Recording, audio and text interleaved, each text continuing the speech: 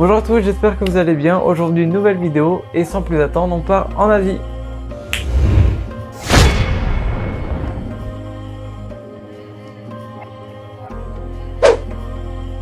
Je sais que vous savez très bien ce que l'on fait ici, notamment avec le titre, mais laissez-moi juste vous dire quelque chose avant que l'introduction arrive. Ici, donc en ces lieux chargés d'histoire, de culture et de nature, donc on est au district de Torghar, donc au Pakistan, et nous avons deux objectifs, soit de voir un markhor et un cerf du Cachemire. Alors maintenant, on va faire un peu moins de bruit car on va essayer de les trouver.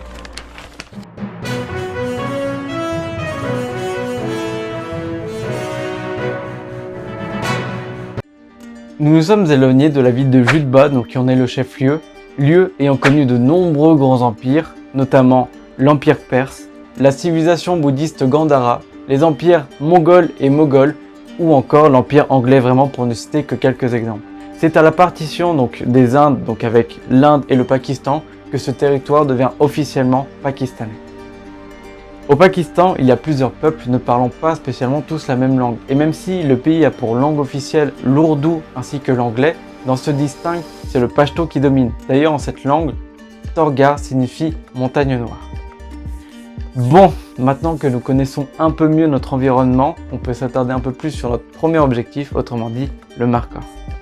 Le markhor donc que nous recherchons est une espèce de bovidé vivant dans l'ouest de l'Himalaya, à une altitude comprise entre 800 et 4000 mètres d'altitude, dans des zones allant de 4 à 26 degrés Celsius. Ce caprin mesure d'une taille entre 1m35 à 1m80 de long pour un poids de 35 à 115 kg et une longévité de 12 ans, donc en captivité. Son pelage, donc globalement de gris roux à gris brun, et il possède de longs poils en hiver, donc qui va bien évidemment perdre aux saisons chaudes. Comme pour de beaucoup de bovins et de caprins, ils vont posséder des cornes, donc le mâle va avoir des cornes de 1,5 m de long, tandis que la femelle va posséder des cornes de 25 cm. Globalement, cette espèce se nourrit de pousses, d'herbes et de rameaux avec des feuilles.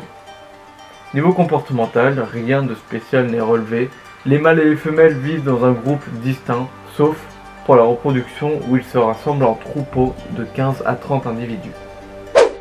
Cette espèce fut décrite par Johann Andreas Wagner, donc qui est un paléontologue, zoologiste et archéologue allemand, donc en 1839. Comme l'angule et d'autres espèces, sa population s'est vue disparaître donc de la partie pakistanaise du Cachemire, et donc zone où il était autrefois très présent, et pour cause, sa migration s'était rendue impossible à cause de la barrière donc, qui a été érigée en 2003 pour empêcher les groupes séparatistes dans le conflit indo-pakistanais. Donc sa population, ça va mieux, donc elle s'est vue croître de 20% depuis 2005, mais il reste tout de même classé quasi menacé par l'UICN, donc qui est l'Union internationale pour la conservation de la nature. Maintenant, nous allons changer de province afin d'aller dans la province d'Azad, Jammu et Cachemire afin de trouver une espèce de wapiti appelée cerf du Cachemire. On trouve cette espèce dans les denses forêts bordant les cours d'eau des hautes vallées et des montagnes de la vallée du Cachemire et du nord du district de Chamba dans l'Himachal Pradesh. Au Cachemire, il se trouve dans le parc national de Dashigam où il est protégé, mais ailleurs, il est beaucoup plus exposé. Pour faire un saut dans le temps, en 1940, la population était comprise entre 3000 et 5000 individus, mais depuis lors, la destruction de l'habitat, le surpâturage par le bétail domestique, etc., le braconnage, ont réduit la population de façon spectaculaire. Au niveau de la couleur de son pelage, donc la face externe est marronâtre avec quelques taches, avec la queue qui est noire, et la face interne est grisâtre blanchâtre. Niveau comportement de groupe notamment, ils sont constitués de groupes de 2 à 18 individus. Comme légèrement évoqué préalablement, donc cette espèce comptabilisait approximativement 5000 individus au début du XXe siècle. Donc elle est classée menacée d'extinction, notamment pour plusieurs motifs, notamment la destruction de son habitat, le surpâturage par du bétail domestique ou encore le braconnage. En 1970, ce nombre avait chuté à 150 animaux. Cependant, l'État du Jammu et Cachemire, l'UICN et WWF ont élaboré un projet pour la protection de ces animaux. Connu sous le nom de Project Angul, il a donné d'excellents résultats et la population a augmenté pour atteindre 340 individus en 1980. Globalement, l'animal se bat pour sa survie dans son dernier bastion, donc maintenant il est dispersé dans 141 km² dans le parc national du Dashigam, situé sur le contrefort de la chaîne du Zabarwan à la périphérie de Srinagar. Plusieurs campagnes de recensement ont été effectuées, notamment une en 2008 où 160 individus ont été recensés et une autre en 2015 où 186 individus ont été recensés. Comme le markhor et plusieurs autres espèces, il a totalement disparu de la partie pakistanaise du Cachemire où il était autrefois très présent. Sa migration s'est rendue impossible par l'infranchissable barrière constituée de rangs de barbelés de 2 à 4 mètres de hauteur, érigés sur la ligne de contrôle de la frontière entre l'Inde et le Pakistan pour empêcher l'infiltration de groupes armés séparatistes dans le conflit indo-pakistanais. J'ignorais que le confinement est allé jusque-là. Allez, sur une note un peu plus sérieuse, donc des études notamment à l'aide de colliers émetteurs ont démontré que maintenant le cerf du Cachemire ne sont plus confinés au parc national du Dashigam. D'ailleurs, en parlant d'études, plusieurs études ont été menées, notamment génétiques, sur le génome mitochondrial afin de montrer que cette espèce n'est pas une sous-espèce du cerf élaphe, mais bien une espèce appartenant au clade asiatique des wapitis. L'UICN le met dans la catégorie du cerf rouge d'Asie centrale, donc Cervus anglu, et le cerf du Cachemire étant la sous-espèce type Cervus anglu anglu. Maintenant qu'on a vu pour cette espèce, on va un petit peu rester ici parce que cet état, donc cet endroit de manière générale, donc la vallée du Cachemire et le Cachemire de manière un peu plus générale, était, comme un peu dit préalablement, un état princier. On va faire un petit point donc sur la région. Donc on est bien dans la région du Cachemire, donc qui est une région montagneuse asiatique, donc du sous-continent indien. Cette région figure maintenant en 3 pays, donc depuis la partition des Indes et la dissolution de l'état princier Jammu et Cachemire. 3 pays qui sont l'Inde, le Pakistan et la Chine qui administrent l'ex-état du Jammu et Cachemire pour l'Inde, les territoires de l'Azad Cachemire et du Gilgit-Baltistan pour le Pakistan, ainsi que la région d'Aksai Chin et la vallée de Shaksgam pour la Chine. Le Cachemire devint même l'un des arguments depuis le déclenchement de la première guerre indo-pakistanaise en 1947. L'Inde continue de réclamer l'intégralité du Cachemire historique, à savoir l'Aksai Chin, la vallée de Shaksgam, le Gilgit-Baltistan et l'Azad Cachemire, en plus des territoires qu'elle contrôle déjà. Inutile de préciser que le Pakistan également revendique Jammu et Cachemire contrôlés par l'Inde. La Chine, quant à elle, contrôle l'intégralité des territoires qu'elle revendique dans cette région, à savoir l'Aksai Chin et la vallée de Shaksgam. De manière générale et dans ces 3 pays, des mouvements séparatistes continuent par ailleurs à prôner le rétablissement de l'indépendance du Cachemire. Une tribu d'origine séminique, appelée Kash, aurait fondé les villes de Kashan et de Kashgar. Ce lieu, avec ses gens, était connu sous le nom de Kashir, où en est dérivé le nom Cachemire, un peu comme le Canada avec Kanata. Dans la littérature classique, donc le géographe et historien grec Hérodote le nomme Kaspatyrol, quand Xuanzang, donc un moine chinois ayant visité la région en 631, le nomme Kiachimilo.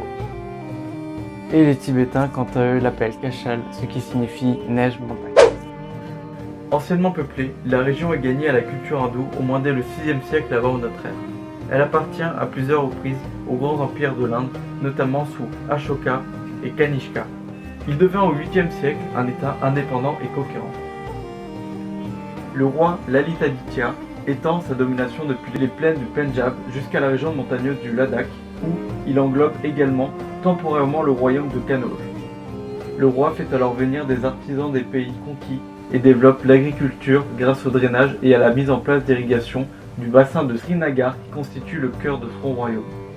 Il fait bâtir des villes et des temples, dont le célèbre Martanda. Le Cachemire est alors un foyer important de la culture sanskrite où prospèrent simultanément bouddhistes et une école particulière de shivaïsme. Cette civilisation se maintient jusqu'à l'introduction de l'islam au XIVe siècle.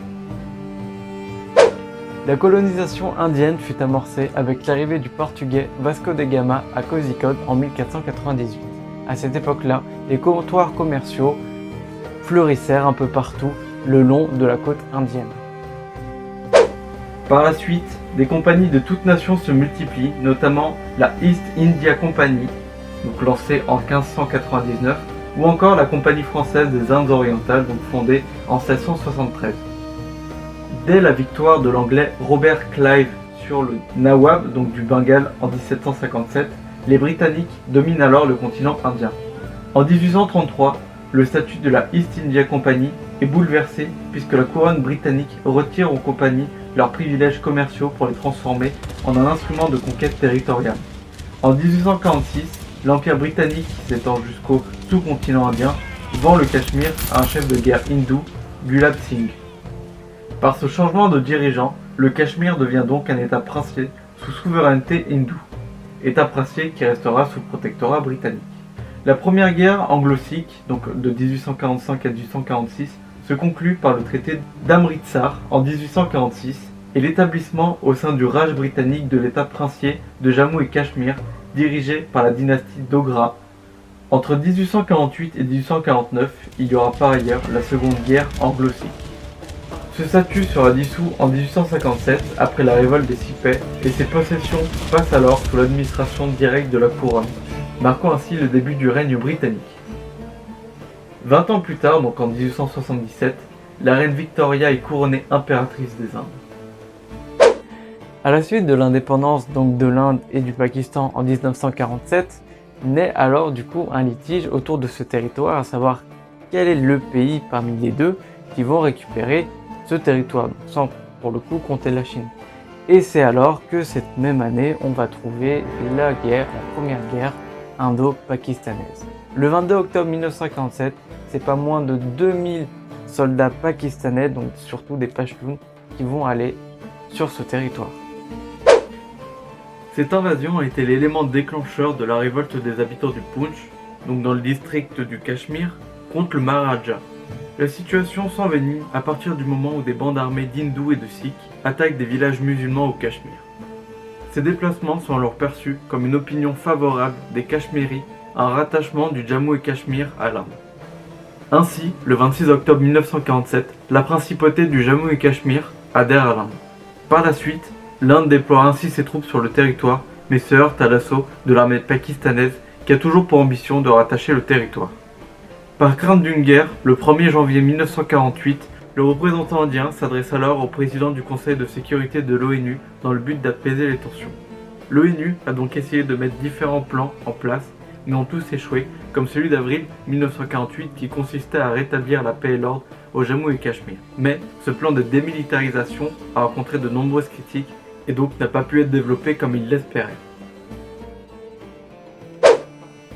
C'est le 1er janvier 1949, à la demande de l'Inde, que l'ONU intervient afin de proposer un cessez-le-feu qui a plusieurs buts, donc déjà désarmer l'endroit, qu'il n'y ait plus de présence militaire, donc régler le conflit de manière plus diplomatique, etc. etc.